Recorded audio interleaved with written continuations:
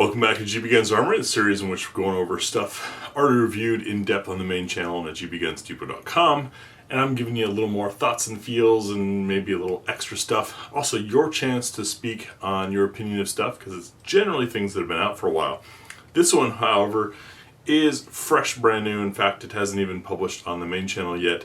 However, it is at gbgunsdepot.com, and as our readers know, that's, aside from being a patron, the fastest and earliest place that you get to see the full videos. This is the BUL Armory EDC, new for 2024. It's wearing a Viridian RFX 15, yes. It's an update to a model that I loved from previous years, the SAS2 Tac 4 1/4. And you might be looking at it and saying, well, it looks pretty much the same. And it is very, very, very similar. There have been a few changes, including the slide cuts. You see on the older SAS2 Tac, we had more traditional 1911 cuts. On the new EDC, we've got these scalloped cuts, which are from actually the Axe Tomahawk line that just are better. They're much nicer. The optics mounting system has also changed to the new BAO system, which is pretty smart. I did a photo collage blend of images showing you that in the article. Really cool, and it's to the point that you see how this RFX 15 has space front and rear. It's got some gap on there. That would make me concerned for the screws or for the little tiny nubs that optics try to write on any other system. But with the BAO system, I have faith in it. The price has gone up a little bit because you're getting an extra magazine, you're getting the 3 optics plates for this new cut, there's more machine work. In fact, speaking of machine work, you see that little bump right there? That is so that the slide is wide enough for an RMR cut optic, such as this RFX 35, which you see fits nice and flush. This is the new BUL Armory Tac. What they did, Tac Kitty Jr. just scared herself, is a lot of people, myself included, love this thing. I carried this through all of winter. I used it in some training courses, and just an overall awesome gun. But people said, I want a steel frame. And people said, but I love the aluminum frame. And so the old Tac 4 1/4 got split into the EDC, which is still aluminum with that shorter dust cover there, and the new Tac, which has a steel frame and a full-length dust cover. Now these are available in both 5-inch and 4 1/4 inch barrels. You're seeing 4 1/4 inch barrels here. Why did I go with 4 1/4? Well, because I'm a defensive carry guy. I'm a training guy. I'm not a competition guy. I used to compete, but with 4 1/4 inch barrel, you're still getting that nice, smoother recoil impulse from a longer slide than 4 inches. You're still getting superior ballistics over 4 inches, which is what 9mm is loaded for in the US. But you've got a lighter gun and a gun that's a little easier to draw, a little easier to carry, a little more comfortable than a 5-inch. I love 5-inch 9mm. They are so much fun. But as far as practicality's sake, 4 1/4 makes quite a difference. This thing, onto the thoughts and feels. When we first hit the range, I was kind of lazy with it because I had so much time with the Tac 4 1/4. I was like, it's the same gun. It'll perform the same.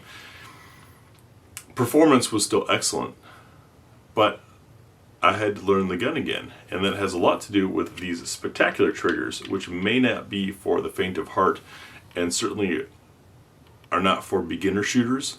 But I would argue that these pistols, price-wise, and then of course 1911 manual of arms is a little more complex than people are used to with the striker-fired polymer guns, you know, your Glock-ish type things that everyone, a whole generation of shooters have grown up with. It takes a little more smarts to run a 1911 platform well. Plus these cost more, and they're going to have a much, much crisper, more predictable trigger than you would expect from a striker-fired gun. Aside from a few slight exceptions, there are some very good ones out there. It's not a beginner shooter gun, but since these are made by gunsmiths and fitted by gunsmiths, each smith has a slightly different take. That's why when you see your poundage ratings for the triggers on these things, there's always a window, because they can be slightly different. And while your mass-produced striker-fired guns can also be different, like I've had 2 examples of the same model, and they feel a little different, the trigger's a little different, all of that. That's more due to variance in parts, just in stacking tolerances of machining. With these guns, it's a different smith, and while a different smith built this one, then built my Tac 4 1/4, the previous generation aluminum frame one. And so the trigger was a little bit different. And so the trigger that I thought I was going to know so well, I needed to learn a little more on this guy. Sweet, sweet gun. Very fortunate to have the opportunity to try both and compare these. And yes, on the main channel we will have a video, and I think I'll do an article comparing these two to help you decide, because they're both guns that you've got to save for. And despite BUL Armory actually producing more firearms than several of the companies listed in the top 30 for the US, and half of those firearms come to the US, most of their shipments have sold out. In fact, I think all of their shipments have sold out in less than an hour once they're announced. And every couple of weeks, guns are coming into the US, and the way BUL Armory does it is you've got to order direct from them, and they have a waiting list. Sign up for that as soon as you can. Throw your name on there and begin setting the cash aside. And when you get the announcement that they're in stock, jump on it. I mean, unless you're in a meeting, they've gone as quickly as in less than 10 minutes. So people complain that these things aren't available. There's actually more of them in circulation than some of the more popular brands. But people who know and love these things. So they disappear quickly. But anyways, you sign up for it, get on the list, be prepared to jump on it, and jump on it when you can. To help you figure out if you're going to want an EDC, the aluminum frame with a shorter dust cover, or the Tac steel frame with a long dust cover, like I said, we've got a comparative study coming up, as well as just kind of some notes to it, because there's certainly some attributes that you may find more or less desirable, or you may not care about. I can tell you, shooting this steel frame one, holy moly. You guys may have seen I did a short, and I think I might have put it on Instasham. For the full mag plus one with this, I couldn't help myself, and I just kept going faster and faster and faster. And I actually found my trained hammer pace in it. You guys will see it in the full video as well. I used to do a lot of hammered pairs in competition, and that's kind of the rate that I've trained and maintained for quite a long time. And so when going through 21 rounds, which is what this can hold, 20 plus 1, ended up being like a instead of a because that's how my trigger finger was disciplined. But back to the changes. Aside from that stuff, you're now getting 3 magazines instead of 2. Those mags are $55 a piece normally. Getting the optics set, you can see that it's all blacked out now, instead of having the silver accents, which I liked. I think it's handsome, but some people don't. Whatever, those parts are changeable.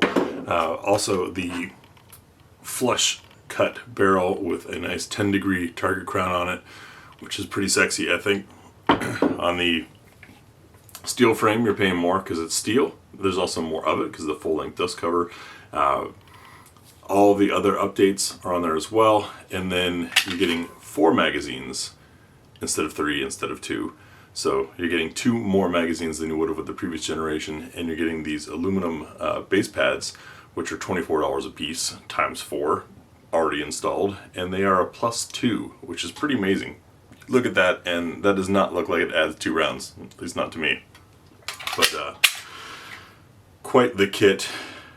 Phenomenal pistols. I know the main channel focuses generally on affordable guns to semi-nice guns, and rarely do we get to the $2,200 range, which is what the steel frame is going for. This is one of those times when it is absolutely worth it if you're an avid shooter. And that's one of the things that somebody was complaining about, the warranty on these being shorter than it is for their $500 polymer frame gun. Because they're such a shooter's gun, and I'm not defending BUL Armory's warranty policy, it's just kind of a theory here, a thought, because I think I fit into this category. Somebody who owns one of these probably puts more rounds through it in a year than somebody who has a $400 or $500 gun that they carry and they go to the range once or twice. Not saying that all people who own that are that way. I have certainly put thousands and thousands and thousands of rounds through basic guns or more affordable mainstream guns. But again, that's because I'm an avid shooter. I mean, I do it as a hobby and passion. I got up at 4 a.m. this morning to make sure I filmed this so I could have it up today before I got ready to go to work.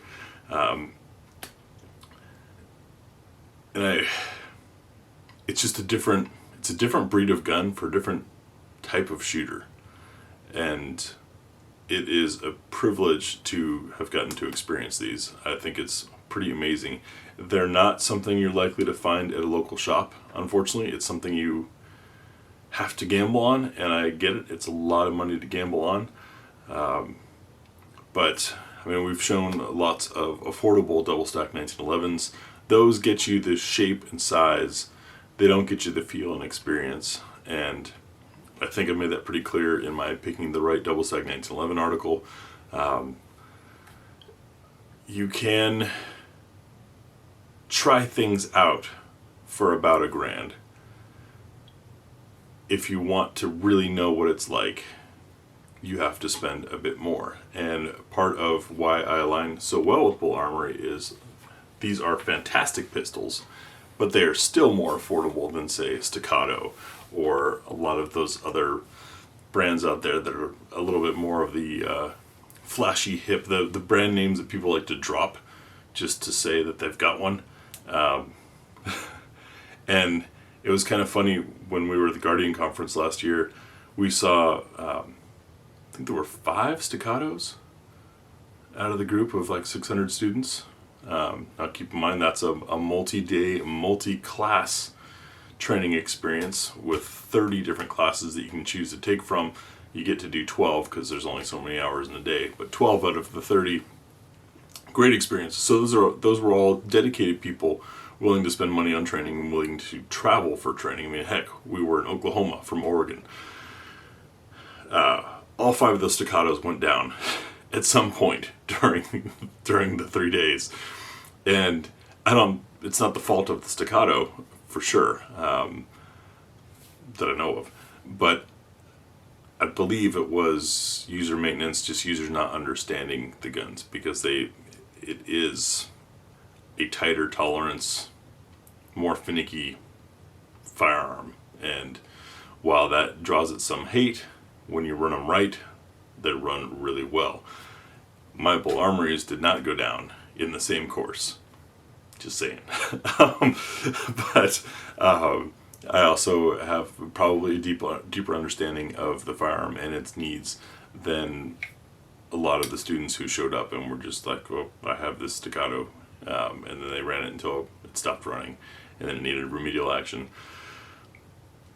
Anyways, I'm putting this out there kind of to say, if you want one of these, you have to get in line and you have to be ready for it. And as someone myself who has to save months for some of my purchases, I think that's kind of a good thing. Rather than, like, say, the pre-order system where you may have to pay up front and then you're waiting, hoping it's coming. Get on the waiting list, start socking away, drop your coffees.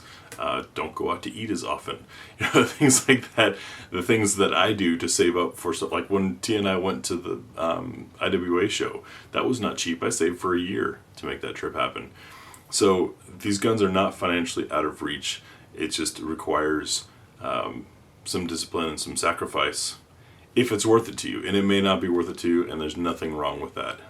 As I've proven time and time again on the main channel, there are plenty of excellent firearms that do not cost this. But I can say if you are a real shooter and you really want that premium experience, if you want to see what it's like to slip into a Porsche, you have to be prepared to spend Porsche money, and you have to be prepared for Porsche maintenance. And that's kind of the thing. I'm curious how you guys feel about this. I hope I didn't set anybody off or irritate anybody with my statements, but it is kind of the fact of the matter. This is a premium experience that takes some premium knowledge. You also can't throw your average 16-year-old kid behind the wheel of a Porsche and have him or her drive it to its fullest potential.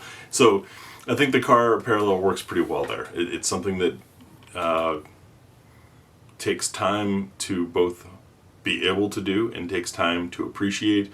I think BUL Armory is doing a great job of keeping their pricing reasonable compared to some of the other companies out there. A lot of people ask why double stack 1911s cost so much more in the first place. Well, there's a whole lot more parts that go into them, and each one of those parts has to be made. And for the gun to run well and be a pleasurable experience, a lot of those parts have to be fit. Even with modern machining technologies, there's still some fitment that really comes from feel. And that's where your experienced smiths come in. And those are trained, skilled laborers. They can only do their task for so many hours a day before they lose their sensitivity to it, they lose their thought. Think about any repetitive act that you've had to do a bunch of times over and over again. You lose a feel for it. So you can't work them too hard. They're hard to find. You've got to pay them. Versus, say, your striker-fired polymer frame gun, fewer parts to make, looser tolerances, so a part being slightly out of spec or on the edge of a spec is less significant. Super simple, mindless to build. I mean, how many of us have ripped apart a Glock and put it back together a million times? There's nothing to the Glock. Also, additionally, the frame is squirted plastic. Once you have the molds and you're doing volume of them, they are dirt cheap for a company manufacturer. Whereas this thing, yes, it's got a polymer grip module, but the frame, what you see as the dust cover under here, still had to be machined. And the slide and all that, and the tolerances are tighter, so it's got to be machined more carefully, it's got to be checked more. It just costs more to make one of these than it does to make your average common modern day pistol.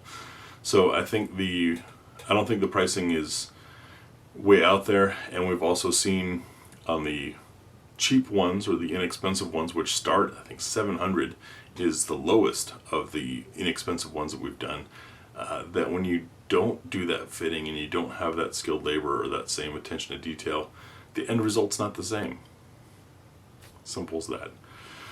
So let me put down the steel frame. I'm kind of loving on it. But today's thought inspiration is from the new BUL Armory EDC. Full review is up at gbgunsdepot.com. Also check the pinned comment. I'll pin for it there. I'll place it there. Really curious to hear what your thoughts and feels are about this, and I don't think there's any wrong answers. I think it really comes down to what you want to do. And yes, for those reviews, of course, they were done without an optic on it. I have mounted these optics both for photos and to take them back out with optics now that the full review is done. Thanks for watching, and we'll see you tomorrow.